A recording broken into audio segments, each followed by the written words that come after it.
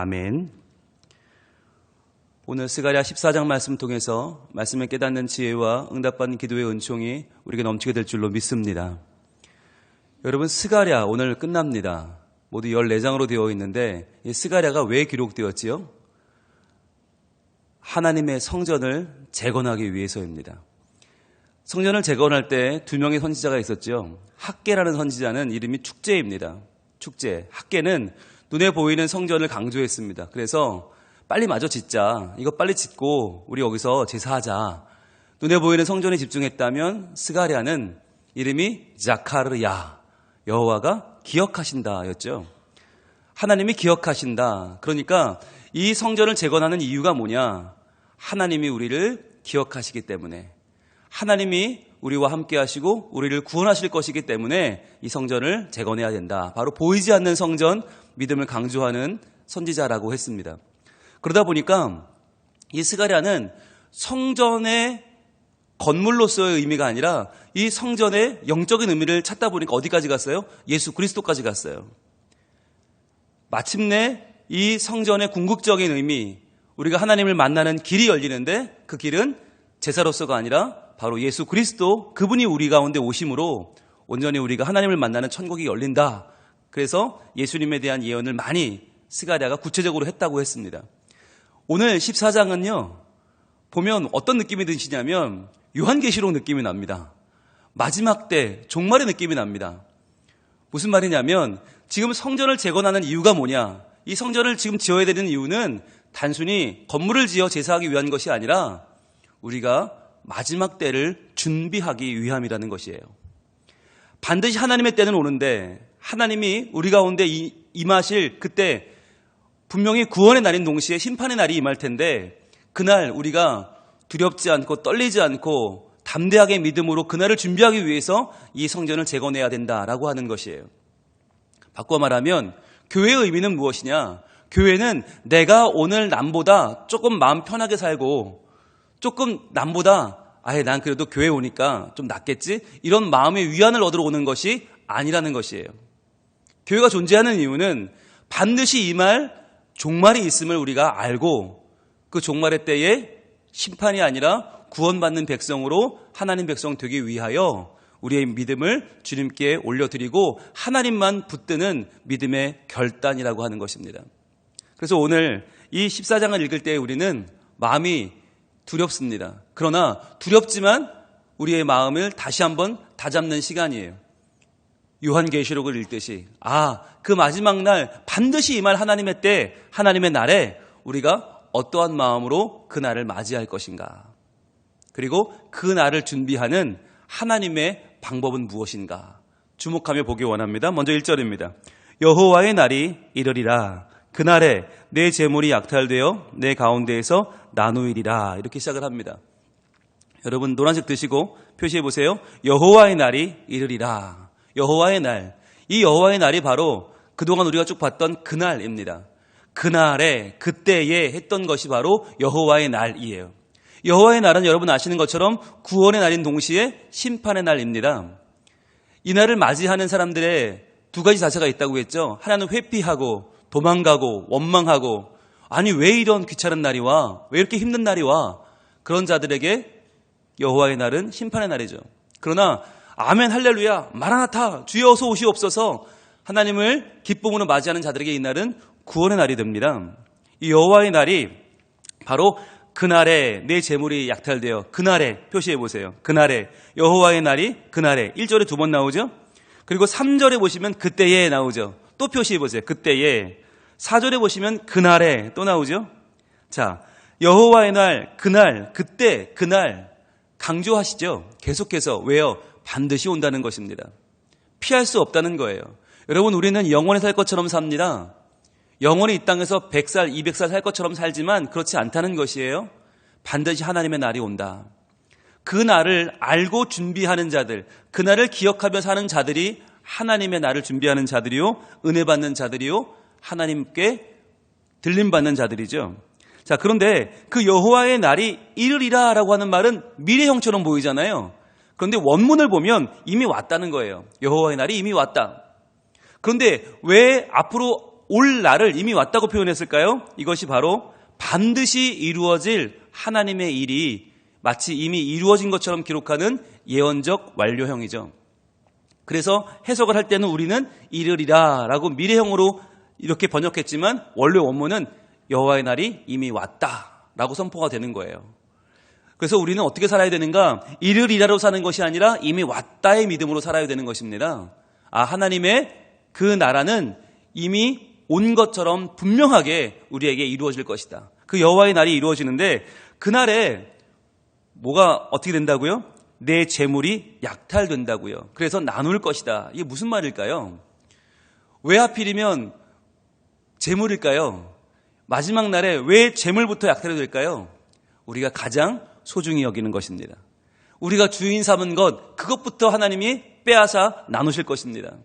여러분, 이 재물이라고 하는 말에 우리가 가장 사랑하는 것을 넣어도 맞습니다.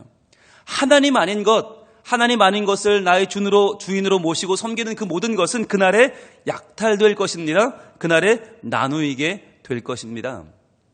왜요? 그날에 오직 한 분 우리 가운데 높아지실 이름은 하나님밖에 없기 때문에 하나님 외에 다른 것을 의지하려고 하는 우리의 본성, 재물을 의지하고 건강을 의지하고 명예와 성공을 붙잡으려 하는 우리의 마음들을 하나님께서 전부 다 그날 나누어 버리시겠다라고 하는 거죠. 이전에 이렇게 이어집니다. 내가 이방 나라들을 모아 예루살렘과 싸우게 하리니. 자, 여러 나라들이 이제 싸움이 벌어지는데 그 이방 나라들을 모아서 싸우게 하는 주체가 누구냐? 하나님이라는 거예요. 이게 우리에겐 충격적이죠. 아니, 이방 나라들이 지네가 묶여서 지네가 하나가 되어 쳐들어와도 지금 시원찮을 판국에 하나님이 이 일을 하게 하신다니 이게 무슨 말일까? 이게 바로 마지막 최후의 전쟁이 하나님의 주권 하에서 벌어짐을 보여주는 것입니다. 그렇기 때문에 계속 이어집니다. 성읍이 함락되며 가옥이 약탈되며 부녀가 욕을 당하며 성읍 백성이 절반이나 사로잡혀 가련이 와. 여러분, 이 일들은요 이미 한번 겪었어요. 북이스라엘은 아수르에게 망했고요, 남유다는 바벨론에게 망할 때 바로 이렇게 망했단 말이죠. 얼마나 마음이 아파요. 그날의 고통이 떠오르죠. 그러나 가련이와 다음 뭐가 중요해요? 노란색 드시고 표시합니다. 남은 백성은 성읍에서 끊어지지 아니하리라. 그전에는 어떻게 됐어요? 다 망해버렸어요. 다 불타버리고요, 다 빼앗기고요, 완전히 망했어요. 그런데 최후 심판 날에는, 최후 구원의 날에는 다 망하지 않는다는 거예요. 남는 자가 있다는 거예요. 남은 백성이 있다. 성읍에서 끊어지지 아니할 것이다. 여러분, 여러 나라가 연합군으로 힘을 합쳐 쳐들어오는데 이스라엘에 무슨 힘이 있어서 그것을 견뎌냅니까? 어떻게 남은 백성이 있을 수 있습니까? 불가능한 거 아닙니까? 무슨 말입니까? 하나님이 보호하신다. 하나님이 기억하신다.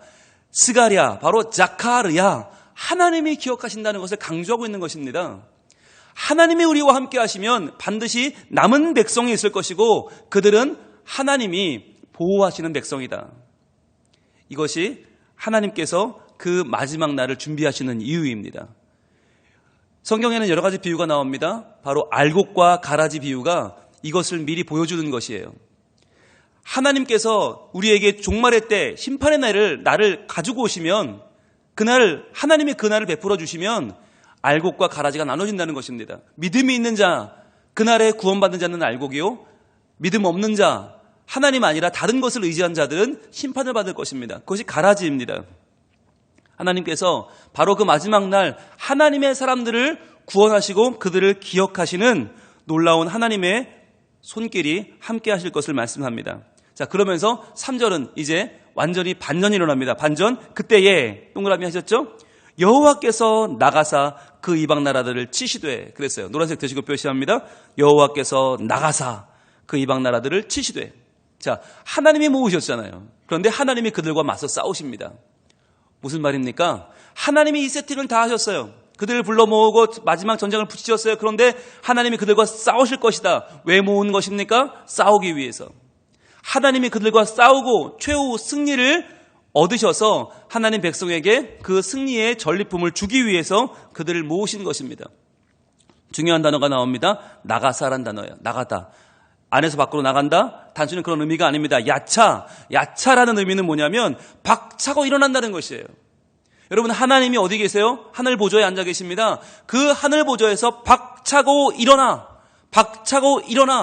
마치 뛰어나가셔서 그 이방 나라들을 치신다는 것이에요. 여러분, 보좌에서 일어나신 하나님은 어떤 하나님이십니까? 바로 저 높고 높은 별을 넘어 이 낮고 낮은 땅으로 내려오신 예수 그리스도를 말하는 것입니다. 이제부터 나오는 하나님의 형상은 바로 예수 그리스도세요. 보좌에서 일어나 야차 나가셔서 그 이방 나라들과 싸우시는 어린 양 예수 그리스도, 그분을 말씀하십니다. 그런데 그분이 언제 싸웠냐? 이왕의 전쟁 날에 싸운 것 같이 하시리라. 이왕의 전쟁 날은 언제예요? 언제 하나님이 그 백성을 위해 싸우셨어요? 출애굽을 말하는 것이죠. 출애굽, 홍해를 가르시고 모든 바로의 군대를 홍해 바닷속에 몰살시키셨던 바로 그 전쟁 가운데 싸우신 분이 누구냐? 바로 예수님이라는 거예요. 예수님은 태초부터 계셨던 독생자 예수 그리스도, 성자 하나님을 말합니다. 그 하나님이 지금까지 우리와 함께 싸웠다는 거예요. 모든 전쟁마다 이왕의 전쟁 날에 싸우신 분이 바로 하나님이시고, 그 하나님이 마지막 날에도 우리와 함께 하실 것이다. 여러분, 여기서 말하는 이왕의 전쟁 날에 싸운 것 같이 하신다라고 하는 이 말 속에 담겨있는 말이 보이지 않는 한마디가 있어요. 그것이 바로 자카르입니다. 기억하라는 것입니다. 지금까지의 전쟁 너희가 싸운 줄 아느냐? 아니다. 하나님이 싸우셨다. 기억하라는 거예요. 지금까지 내 인생의 고비마다, 내 인생의 위기마다 그걸 내가 넘어온 것이 아니라 하나님이 이왕의 전쟁 날에 싸우셨다는 거예요. 모든 전쟁 날에 싸우셨다. 우리의 믿음을, 우리의 가정을, 우리의 일터를, 우리의 교회를 인도하신 분이 하나님이셨다는 것입니다. 그래서 여러분, 이것을 기억하는 자마다 그 믿음의 분량만큼의 평안과 위로를 누리게 되는 것입니다. 그래서요, 우리 마음속에 하나님에 대한 불평과 원망이 많은 사람들은요, 어려움이 닥치면 금방 무너져 버립니다. 하나님이 어디 있냐고, 하나님 계시면 나한테 이럴 수가 있냐고, 어떻게 나한테 이럴 수가 있냐고 금방 무너져 버려요. 그런데 하나님이 지금까지 나와 함께 하셨던 것을 믿는 믿음의 기억이 쌓여 있으면요, 그것이 자산이 되어서 버틸 수 있는 힘이 됩니다. 문제는 뭐예요? 우리가 자주 까먹는다는 거예요. 잊어버린다는 거예요. 그래서 어떻게 합니까? 모여야 됩니다. 모여서 우리의 간증과 우리의 고백을 통해서 우리가 서로 기억하는 것입니다. 그것이 바로 교회입니다. 교회 안에서 우리가 서로 믿음의 이야기를 할 이유가 여기에 있는 것이에요. 하나님 말씀을 묵상하고 그 말씀을 고백하고 말씀대로 살자고 권면하는 이유가 무엇입니까? 왜 이 연말에 우리가 연말 특별 새벽 기도회로 모여서 하나님 말씀을 받고 그 말씀에 우리의 삶을 거는 것입니까? 그러지 않으면 우리는 너무나 쉽게 흔들리고 무너지기 때문입니다. 그래서 가정 안에서도 가정 예배를 드리는 거예요. 부모가 자녀에게 그동안 나와 함께 하셨던 하나님을 고백하는 것입니다. 그 하나님이 너와도 함께 할 것이라고, 너희를 붙잡아 주시는 하나님, 너희를 기억하시는 하나님, 자카르야, 스가랴의 하나님을 고백하는 것입니다. 자, 그런데 그 하나님이 어떻게 하시나? 4절은 아주 선명하게 하나님이 그날에 하실 일을 보여주고 있습니다. 자, 그날에 동그라미 치시고요. 그의 발이 예루살렘 앞 동쪽 감람산에 서실 것이요. 이렇게 말해요. 노란색 드시고 표시합니다. 그의 발이 예루살렘 앞 동쪽 감람산에 서실 것이요. 여러분, 하나님은 발이 없죠. 그런데 이렇게 표현한 이유는 무엇입니까? 신인 동영농적인 표현으로 우리에게 선명하게 보여주는 것인데, 자, 왜 하필이면 감람산에 서실까요? 예루살렘이 굉장히 높습니다. 해발 한 800m가 됩니다. 그런데 감람산은 더 높습니다. 한 10m가 더 높아요. 810m 정도 되거든요. 감람산에 서서 보면 예루살렘이 한눈에 보입니다. 성지순례를 가시면 가장 먼저 가는 곳이 감람산입니다. 감람산에 올라가면 예루살렘이 다 보이는데, 자, 이렇게 예수님이 마지막 날에 감람산에 서신다는 그 예언 때문에 지금 이스라엘 사람들이 다 묘지를 어디다 쓰냐면 감람산과 이 예루살렘 사이에 있는 기드론 골짜기, 거기에 다 묘지를 씁니다. 좁은 골짜기에 얼마나 이 석관이 많냐면, 관이 많이 들어가 있냐면, 어떤 관은 세워서 쌓았어요. 세워서. 눕힐 수가 없어. 자리가 없어요. 세워서 거기다 쌓을 정도로 그렇게 많이 갖다 놨어요. 왜냐하면 마지막 날 주님이 이 감람산 위에 서실 것이기 때문에, 그때 주님께 달려가기 위해서, 부활해서 달려가기 위해서 다 거기다가 지금 관을 다 쌓아놨어요. 그래서 어마어마한 관들이 거기에 지금 있는데, 자, 주님이 감람산으로 오신다. 중요한 건 사실 그게 아니에요. 사실은 그 다음 구절이 더 중요해요. 감람산은 그 한가운데가 동서로 갈라져 매우 큰 골짜기가 되어서 산 절반은 북으로, 절반은 남으로 옮기고, 이게 더 중요한 거예요. 지금 이스라엘 사람들은 절반만 봤어요. 이 앞구절만 보고 야, 동쪽 산 위에 서신난다. 그러니까 그 밑에 내가 묻혀있다가 올라가야지. 그런데요, 하나님 말씀은 뭐냐? 그 산이 갈라진다는 거예요. 그 산이 갈라져서 그 사이에 큰 골짜기가 난다는 거예요. 왜요? 도망가라고. 지금 예루살렘이 적들로 둘러싸여서 예루살렘은 갈 데가 없어요. 올 데가 없어요. 다윗이 그 아들 압살롬에게 공격받을 때 어떻게 도망갔어요? 감람산을 넘어서 가느라고 고생했어요. 맨발로 넘어갔어요. 그 고난을 하나님은 열어주겠다는 거예요. 피할 길을 여신다. 산을 갈라서 그 가운데로 피할 길을 내신다는 것입니다. 여러분, 여러 번 강조드렸습니다. 성경에서 산은 뭘 상징한다고요? 신성, 하나님입니다. 하나님이 스스로 산인 본인 자신을 갈란다는 거예요. 본인의 육체를 갈라서 피할 길을 내시겠다는 것입니다. 이 사건이 언제 일어납니까? 바로 휘장이 갈라져 우리에게 하나님으로 향한 피할 길이 열리는 바로 그날이죠. 휘장이 갈라진 그날을 말씀하는 것입니다. 산이신 하나님, 변치 않는 산이신 하나님이 자기의 육신을 갈라서 우리에게 피할 길을 내신다는 것입니다. 이 피할 길은 누구입니까? 바로 요한복음 14장 6절이 고백하고 있는 바로 그분입니다. 가볼까요? 요한복음 14장 6절. 신약으로 갑니다. 신약 171쪽에 있습니다. 요한복음 14장 6절. 산이 갈라지고 그 산 가운데 길이 나고 그 길로 도망하여 우리를 살게 하시는 분, 우리가 하나님께로 갈 수 있도록 길을 여시는 바로 그분입니다. 요한복음 14장 6절 같이 있습니다. 시작. 예수께서 이르시되 내가 곧 길이요 진리요 생명이니 나로 말미암지 않고는 아버지께로 올 자가 없느니라. 아멘. 내가 곧 길이다 말씀하세요. 내가 곧 너희의 피할 길이요 살 길이다. 나로 말미암지 않고는 하나님께로 갈 사람이 없다. 그런데 길은 길인데 여러분, 이 땅에도 길은 많아요. 그 길이 무너지면 다 죽어요. 무너지지 않는, 변치 않는 길이 있어요. 그거 바로 길이요 진리이신 예수 그리스도죠. 그런데 모든 길이 다 진리라고 해서 모든 길이 살릴 수 있는 길은 아니죠. 그 길 따라갔다가 죽는 길이 많죠. 그런데 예수 그리스도는 길이신데 변치 않는 진리이시고 그 길을 따라가면 반드시 살아요. 그래서 길이요 진리요 생명인 것입니다. 그분을 따라가면 반드시 사는 변치 않는 길, 진리의 길, 생명의 길, 그 길이 열렸어요. 무엇이 갈라지면서? 감람산이 갈라지면서, 하나님의 신성이 갈라지면서, 휘장이 열리면서 길이 열려 우리에게는 새로운 살 길이 열리게 된 것입니다. 여러분, 적어도 하나님 말씀하는 거예요. 너희는 다윗보다 낫다는 거예요. 다윗은 산을 넘어 도망하느라 고생했지만 너희에게는 내가 이 산을 갈라주마. 이 산을 갈라서 너희가 도망할 길을 열어주마 라고 말씀하는 거죠. 그래서 5절입니다. 그 산 골짜기는 아셀까지 이를지라. 자, 아셀이 어딘지를 잘 몰라요. 지형적으로 아셀이란 지명이 없거든요. 그런데 아셀이 뜻이 뭐냐? 평안함입니다. 평안함. 그래서 하나님이 우리를 평안함 가운데로 인도하신다는 말씀이구나, 이렇게 이해합니다. 너희가 그 산 골짜기로 도망하되 유다 왕 우시야 때에 지진을 피하여 도망하던 것 같이 하리라. 여러분, 우시야 때 큰 지진이 있었거든요. 오죽하면 아모스 1장 1절에 아모스가 자기를 소개하면서 내가 그 지진 때에 있었던 선지자야 라고 소개를 합니다. 아모스가. 그 정도로 이 지진이 유명한 지진이에요. 그러니까 그 지진을 피해서 도망하던 것처럼 바로 그날에도, 마지막 날에도 도망할 것이다. 선명하게 보여주는 거죠. 그때 우리 도망갔었는데 뭐 하라는 거예요? 기억하라는 것입니다. 스가랴, 자카르야가 계속 강조하는 건 기억하는 겁니다. 하나님이 우리를 위해 싸우신 것을 기억하라. 그날에 도망쳤던 것을 기억하라. 하나님이 너희와 함께 하신 것을 기억하라. 자, 기억해서 마지막 날 어떻게 우리가 살 것입니까? 노란색 드시고 표시합니다. 나의 하나님 여호와께서 임하실 것이요 모든 거룩한 자들이 주와 함께 하리라. 이것이 그 마지막 날의 온전한 승리의 결과물입니다. 나의 하나님 여호와께서 임하실 것이다. 여러분, 나의 하나님, 얼마나 자랑스러운 말이에요. 누군가의 하나님이 아니죠. 우리의 하나님, 뭉뚱그려 하나님이 아니고 나의 하나님, 나를 기억하시는 분, 내가 붙잡고 살아가는 유일한 나의 피난처 되신 예수 그리스도, 그분이 누구냐? 나의 하나님 여호와인데 그분이 임하실 것이고 모든 거룩한 자들이 주와 함께 하리라. 바로 남은 자들이죠.